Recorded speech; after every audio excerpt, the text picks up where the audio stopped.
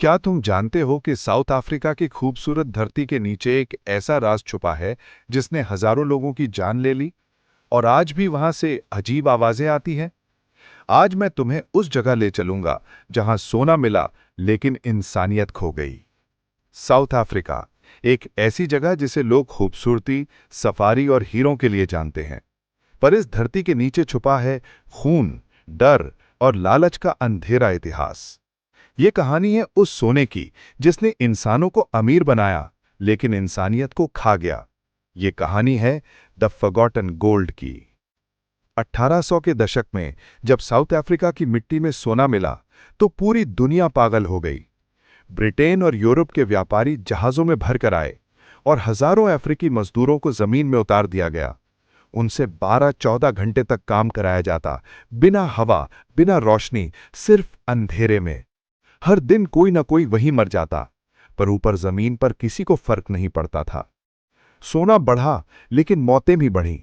लोगों ने कहा, यह जमीन अब शापित हो चुकी है।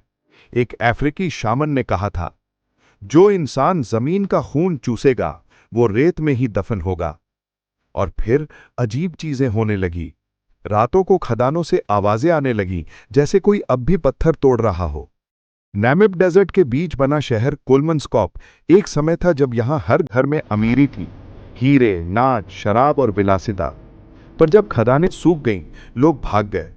अब वहां बस रेत है, जो घरों को धीरे धीरे निगल रही है। कहते हैं हवा में आज भी उन लोगों की फुसफुसाहट सुनाई देती है जो कभी वापस नहीं आए। 1908 में मजदूरों की लाशें मिलनी बंद हो गई क्योंकि वो खुद गायब होने लगे।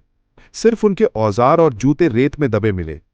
कुछ लोगों का कहना था कि वो आत्माएं अब भी सोना खोज रही हैं और जो भी नया इंसान वहां जाता है वो फिर कभी लौट कर नहीं आता। कोलमनस्कॉप की सबसे डरावनी कहानी है the white lady of the mine. कहते हैं वो एक जर्मन औरत की आत्मा है जिसका पति खदान में मरा था।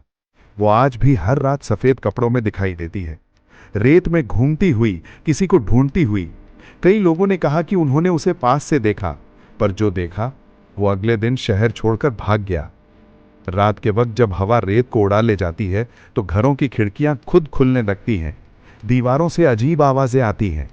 कहते हैं वो सब आत्माएं अब भी वही हैं जो सोने के लिए मरी थीं। कोई कोई तो ये भी मानता है कि वो अब भी नीचे की सुरंगों में भटक रही है और जो उनके रास्ते में आता है वो फिर कभी सूरज की रोशनी नहीं देखता।